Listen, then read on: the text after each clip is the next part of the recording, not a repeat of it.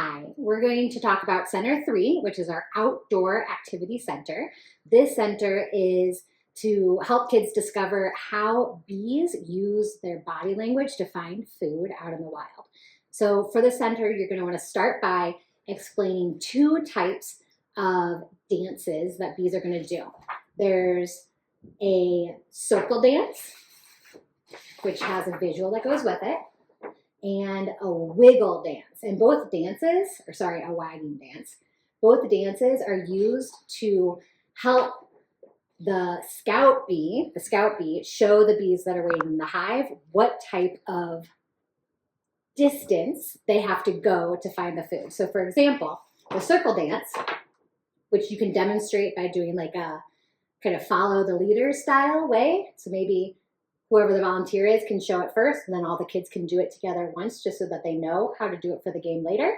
The circle dance, you're going to start in one spot, go in a circle, and then, just move your body like a bee and buzz.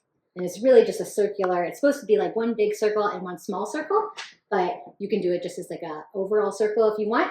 And this represents that the food source or whatever the flowers are that the bees are trying to find is less than 100 yards away, so more close to them. And the waggle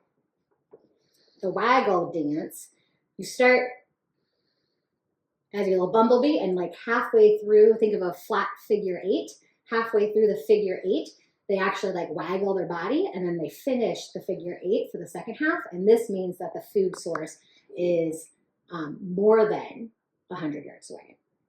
This is going to come in handy when they're playing the game. There's another resource in the center that you can use before you start to play the game if you want.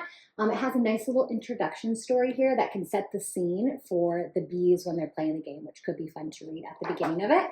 You could talk about some of the additional details in here where it says that bees actually can't see the color red. Only birds can. So there's certain flowers that are not pollinated by bees. There's also a lot more information in the background article for the entire unit that talks about bee navigation if the volunteer wants to read that ahead of time, just to help fill them in on those details. For the game itself, it's a version of hide and seek. So you have like the person who would hide, but in this case, they're going to be the scout bee. They're going to have a headband that has antennas on it for them to wear to represent that they're the scout bee, and they're going to have a ball that they are going to hide either close to them or a little bit further away. The volunteers should probably set perimeters of where they could hide the ball. Everybody else who's in the group is going to have their backs turned to wherever the scout bee is, and they're going to ideally have their eyes closed, or the volunteer can be talking to them while the scout bee is hiding the ball. And then after the scout bee hides the ball, just like in hide and seek, it's going to choose one of the two dances to do. So either the waggle dance to represent that the ball is like further hidden away, or the circle dance to represent that it's closer. One of the tricks with the waggle dance is that whatever way the bee's body is facing is the direction the flower is supposed to be. So if they're doing the waggle dance to represent that it's further, they should end facing whichever way that the ball is hidden. And then all of the different bees who are kind of waiting off to the side, who are in the hive, are going to go out and try to find the ball. If you want to set it up, whoever finds the ball could be the next scout bee. You could do it that way. Try to give each kid a turn to play the game to be the scout bee, and they can just kind of be outside and run around.